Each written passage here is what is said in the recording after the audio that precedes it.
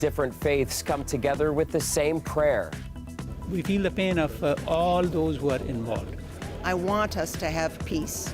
How people tonight in Maple are praying for peace in the Middle East. It's alarming. It's very difficult to think about that. Plus, double the amount of hate crimes in the last few weeks. Toronto Police explains how it's responding. He was to the 1920s what Drake is to the current times. And spotlighting pioneers in Toronto's black music scene online. We'll tell you about new efforts to honor black musicians in Canadian music. I'm Chris Glover, live in the CBC Toronto newsroom. We begin tonight north of the city in Maple and a prayer vigil with Jews, Muslims, and Christians, even with a potential pause in fighting between Israel and Hamas and the release of some hostages expected in the coming hours. The religious groups say that it is important to show a united front against hate. Anam Khan is live tonight for us in Maple. And Anam, what did you see tonight? Chris, it's clear that every community member, from people from different communities, are really hurting. And tonight was really about putting that politics aside and really bringing people together as human beings, recognizing that hate toward any community is completely unacceptable. And it was also about giving people hope and encouraging them to come together in times of difficulty. Jews, Muslims, and Christians came together for a common cause in Maple tonight, to unite in peace as violence in the Middle East continues and hate crimes across the GTA increase. What is happening in the Middle East, we feel the pain of all those who are involved. The event was organized by the Ahmadiyya Muslim Jamaat. It is part of the Global Voices for Peace campaign. Together, different groups ate and prayed. The event brought people from all walks of life hurting from recent attacks between Hamas and Israel. I want us to have peace. And the ongoing disaster with the kind of trauma that is happening, and that trauma is starting to come into my part of the world. Today, it was announced the deal between Israel and Hamas was delayed. Supposed to start today, the two warring sides agreed to release hostages and pause fighting. Now, that pause is expected to start tomorrow, but people here are still holding out hope for a permanent ceasefire. Our students are feeling the impact, our staff are feeling the impact, and our families are feeling the impact. And today was an opportunity to hear how we can work in unity to resolve those conflicts and traumas. A rise in reported hate crimes in the region is something leaders from all faiths condemn. Even if we have honestly held beliefs and beliefs about the conflict in the Middle East and a different understanding of what is taking place, that gives no right to single out individuals for hate here in this country. It's not enough just to come together in times of crisis. It's not enough to wait for there to be difficulties and say, oh, now we need to get to know one another. It's got to be ongoing. We have to be committed always to reaching beyond the boundaries that are really illusions that we place between ourselves. They spoke about their common beliefs, looking at what makes them similar rather than different. Together, people were able to break bread together and come out with a renewed sense of hope in humanity. We have got people with good intentions who are really trying to help, and to help in our communities. Many people at the event here agree that events like this should have taken place much sooner, and the organizers over here say that this is just the beginning and they're going to continue to bring people from different communities together in times of hardship and peace. All right, thank you, Anam. Anam Khan reporting live for us tonight in Maple. Meantime, Toronto police provided an update today on charges of a suspected hate crime in the downtown after a vandalism incident at a downtown Indigo store.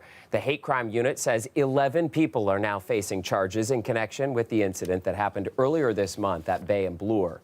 Store windows and the sidewalk were splashed with red paint, while posters were put up accusing Indigo's CEO of funding genocide.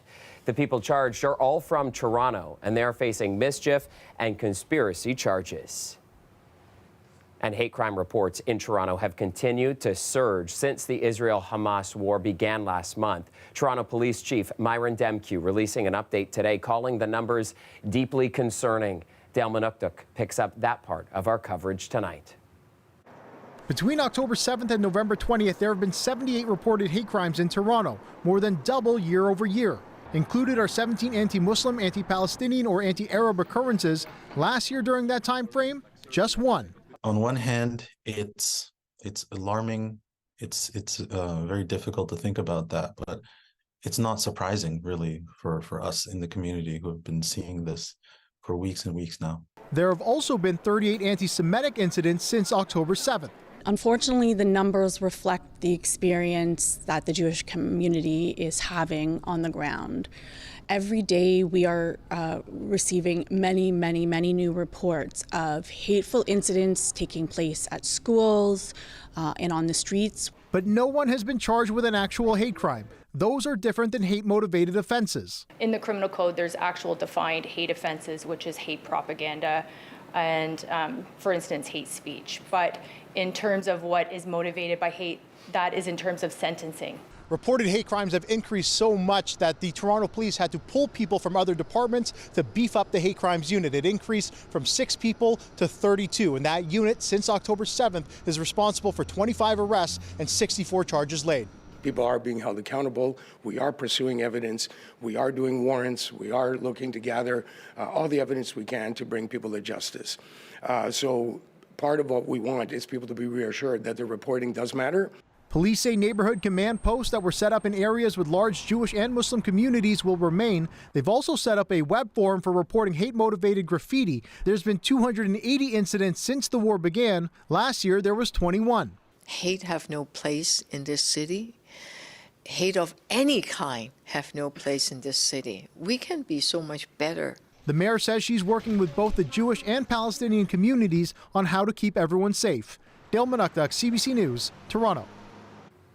Traffic on the Rainbow Bridge in Niagara Falls is flowing once again, more than 24 hours after that dramatic vehicle explosion that killed 2 people and injured 1 guard. The FBI now confirming that the explosion was not linked to terrorism, but for hours following the fiery collision, tensions on both sides of the border were high. The hair in the back of my neck stood up, and I thought, here we go again.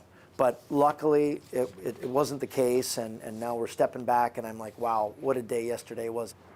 So police in New York State are now in charge of the investigation into what happened, and the car was captured on security camera accelerating before flying through the air and bursting into flames. It all happened just ahead of the American Thanksgiving weekend, which normally brings big crowds to the Canadian side of the border. But with the Rainbow Bridge shut down for over a day, the impact on business is certainly noticeable.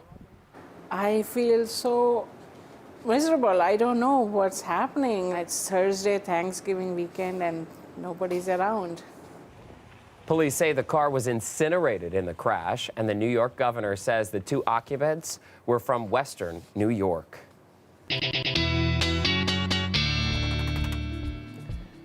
Looking live at Mississauga Celebration Square, and it is 2 degrees and cloudy tonight. Victor Paolo is tracking the weather picture for us tonight. Hey there, Victor.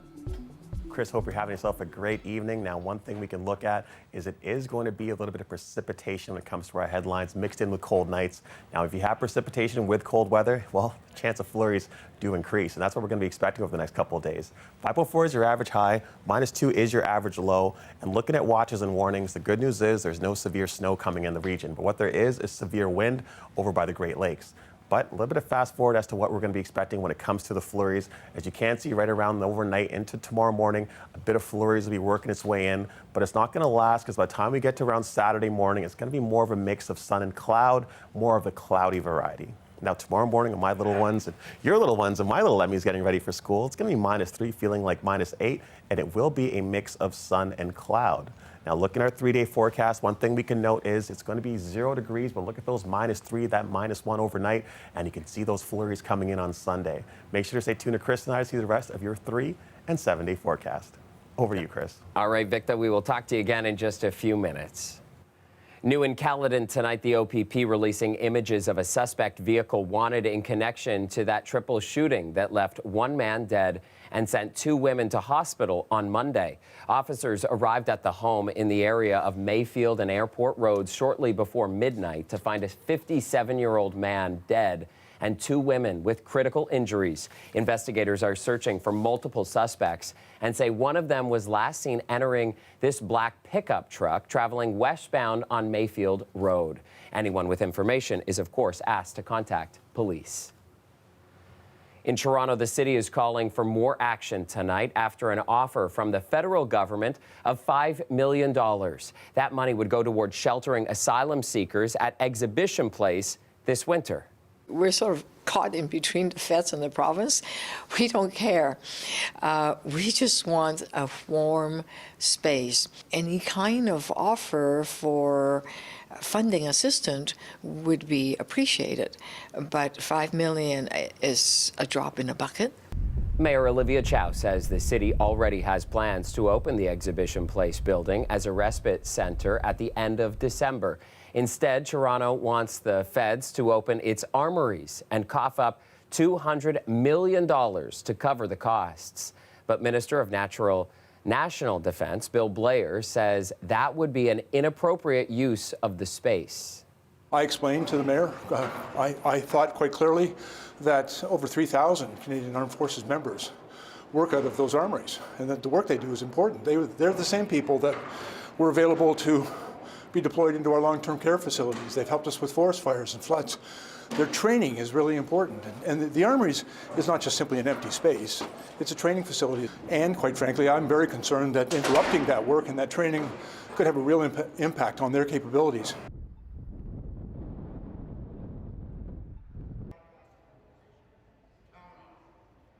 The armories as shelter spaces in 2004 and 2019. And Blair says at the time the conditions were described as deplorable by housing advocates. He says the federal government will continue to work with the city to find alternative shelter spaces. Now to transit concerns in Scarborough, and the rideshare company Uber has released new data indicating business is booming in the city's East End, and the company is linking the uptick to the closure of the Scarborough Rapid Transit system this summer. If we look at the 3 months before July 24th, which is when the rapid transit line shut down, and after July 24th, what we see is that Uber trips in Scarborough grew 72% more than trips in Toronto, and that Uber trips to and from Kennedy Station increased by 29%. The TTC, meanwhile, is not convinced. The transit agency saying in a statement its data does not support the theory that its customers are jumping to rideshare. Returning now with day 4 of the inquest into the death of Solomon Fakiri. He's the inmate who died following an altercation with prison guards back in 2016. Now today, the jury heard audio evidence from a healthcare manager that Fakiri had been calm, compliant, and attentive in the hours before he was violently restrained by guards. Tyler Cheese is following the inquest for us. As Solomon Fakiri's body lay on a jail cell floor, Nurse Kathy Gord pleaded with paramedics to do one final round of chest compressions. In an audio recording, Gord can be heard saying, "I'm begging you with my life, and his mother." He said, "All right." They did another round. So then paramedics looked at me and said, "There's nothing." And the whole entire time from the time we got here, there was nothing. This is horrific. Like, you're asking yourself, how did this happen? And we're all upset about it. Gord's account of Fakiri's time at the Central East Correctional Center was recorded 5 months later as a part of the investigation into his death. The audio was played today on day 4 of the coroner's inquest. Gord said he had been calm, compliant, and attentive in the hours before he was violently restrained by guards. This afternoon, jurors also heard an audio account from one of the guards involved in the altercation. This follows disturbing video evidence shown to the jury yesterday. This footage, recorded by correctional officers, shows Fakiri in his cell just days before he died. The stench of feces, urine, and vomit by the appearance of it. Acting irrationally. He's not responding. Going to try to get him out and get him cleaned up. Meanwhile, the inquest was also brought up at Queen's Park today. Mr. Fakiri was beaten, pepper sprayed twice, and restrained face down, all leading to his death. Yet after 3 police investigations, 1 by the Kawartha Lakes Police Service and 2 by the OPP, no charges were laid. Wong Tam called on the province to reopen a criminal investigation. Speaker, Mr. Fakiri's death demonstrates how harmful it is when mental illness is criminalized in our justice system. Ontario's Solicitor General provided a response. As it relates to the inquest, we cannot comment on it. It would be inappropriate. But, Mr. Speaker, we are taking steps to ensure that deaths in custody do not occur. Work is underway to approve corrections in Ontario. He says those steps include over 1,500 new hires, as well as investment in cultural supports for inmates. Tyler Cheese, CBC News, Toronto. All right, now taking you to Scarborough, where voters in the Southwest are heading to the polls in 1 week to pick a new councillor. A crowded field of candidates are vying to replace the city's former budget chief, Gary Crawford. City Hall reporter Sean Jeffords is following the race to replace him. Campaign signs have sprung up again in Scarborough Southwest. Voters in the ward are headed to the polls for the 5th time since spring 2022, voting in federal, provincial, and municipal elections. It's part of the reason why community groups have held a series of candidate forums to combat voter fatigue. People probably will not vote because they don't have, all they see is signage. They don't know who the candidates are. They're busy people. Some of them have 2 jobs or more. Parkinson says the issues across the ward are as diverse as its community, from cost of living to unemployment to the need for more affordable housing. We need more social services. They're cutting back all the time, and this is a time when Scarbarians need these services. The race was triggered earlier this year when longtime councillor Gary Crawford resigned to pursue a seat at Queen's Park. That seat opened when former Scarborough Guildwood MPP Mitzi Hunter resigned to run for mayor. The open race has drawn 23 candidates, including some returning for another shot at council. Parthy Kandival came second to Crawford in last fall's municipal vote. He says affordability is top of mind. One thing, folks want to see is a property tax increase as a last resort. And I think that's where we have to be careful and, thoughtful in how on whose backs do we rest the need for new revenue. Kevin Rupasinghe also ran last fall, finishing 3rd. He says if he's elected, he'll focus on the cost of living, transit, and pedestrian safety. So tell me how many houses you have been out knocking on doors at in neighborhoods like this? Tens of thousands. I've been on leave from my work since September 7th, out every day from morning till night. There's 110,000 people that live here, and I want to hear from every single one of them before Election Day. Local food bank founder Suman Roy has also thrown his hat in the race. He knows from his work that food and housing security are key issues for Scarborough voters. People want to have a say.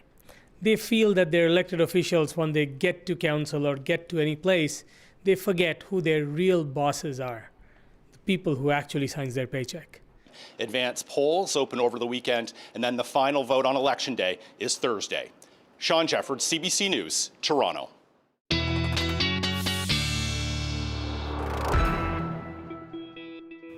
Let's get back to the weather now, and Victor Paolo is staying on top of the forecast for us. Hey there, Victor. Chris, hope all is well. Just taking a look at the map of North America here, one thing we can note and we can see is the cooling down of the regions. Now we can see that -10 in Regina, that -8 in Winnipeg. Looking at all that cooling down all the way up to western, eastern Quebec. Now one thing we can see is southeastern Ontario here is still in the seasonal temperature range. We're not there with the blue yet, so we're going to enjoy that little bit of warm temperatures, and sun and skies are going to be nice and sunny for now. One thing we can note, looking at watches and warnings, is there's going to be no snowstorms when it comes this weekend or the next coming days, but there will be severe wind if you're down by the Great Lakes. Now that severe wind you want to make sure you're aware of, because it's supposed to last all the way through till midnight on Saturday. Now, here's what we're looking at when it comes to our maps, the flurries we're expecting. The flurry is going to be coming down off the Great Lakes, and it's going to last all the way through to about late into Friday night, almost into early Saturday morning. But by the time we get there, the skies are going to clear up momentarily before they gather back up, and it will be quite the cloudy day when it comes towards your later on in the evening for Saturday. Now, those cloudy skies are going to eventually blow away, but then in its wake, you do see there is more chance of flurries coming our way, and that's going to be when you're looking at your Sunday later on in the evening, closer to after supper time. Now, before we get all the way there, let's talk about tonight. Tonight's going to be -3, and it's going to feel like -8, which means it will be a cold one. So if you are outdoors, make sure you're bundled up, because there's nothing worse than being outside in a spring coat when it feels like -8. I can tell you that from personal experience. Now, looking at our 3 and 7 day forecast, one thing we can see, as mentioned, it will be a mix of sun and cloud in the sky when it comes to your Friday and Saturday. and we're going to be expecting a bit of flurries, as you do see right here on Sunday, with a 40% chance and a low of 0. But when it comes to your Tuesday, Wednesday, Thursday, you can see there is some more flurries heading our way when it comes to Monday and Tuesday. It picks up more on Monday, and it's going to eventually cool off on Tuesday, and the return of sun and cloud for your Wednesday and Thursday. So you want to make sure if you are outdoors, you're nice and warm and you're prepared for the elements. Hope you all have a great evening, and over to you, Chris. All right, you too, Victor, and we will be right back. Finally tonight, the history of black music in Canada is being archived in a new digital database. More than 100 years of information is now available for anyone to access on the Canadian Black Music Archive website. Greg Ross spoke with its creators. For the past 3 years, Phil Vassell and his staff have been researching and gathering information to include in a new online archive. It's the largest repository of black Canadian music history. Vassell says a lot of thought went into the decision to display information virtually as opposed to housing it in a physical location. With a digital archive, accessibility becomes the strongest selling point, and then it allows everybody to learn and grow together. The archive will include recordings and videos from some of the more recent artists and tell the stories of some of the pioneers of black music in Canada, like Nathaniel Dett, who was big in the early 1900s. He was to the 1920s what Drake is to the current times. It's also a place where they can tell stories of lesser-known artists who didn't get the recognition they deserve for their contributions to Canadian music.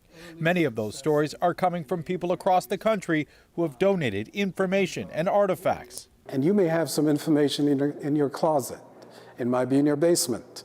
They've received old photos, magazines, and newspaper clippings, among other things. What happens when you get actual physical artifacts that are going to be a part of this archive? We will digitize those artifacts using scanners or cameras to capture the information and retain it in a digitized format, and that will then be displayed as a part of our archive database. Other artifacts include instruments and articles of clothing, which are photographed and added to the database. They're also working with the City of Toronto Archives with a plan to eventually store those physical items here. Greg Ross, CBC News, Toronto. And that's our show for you tonight. Thanks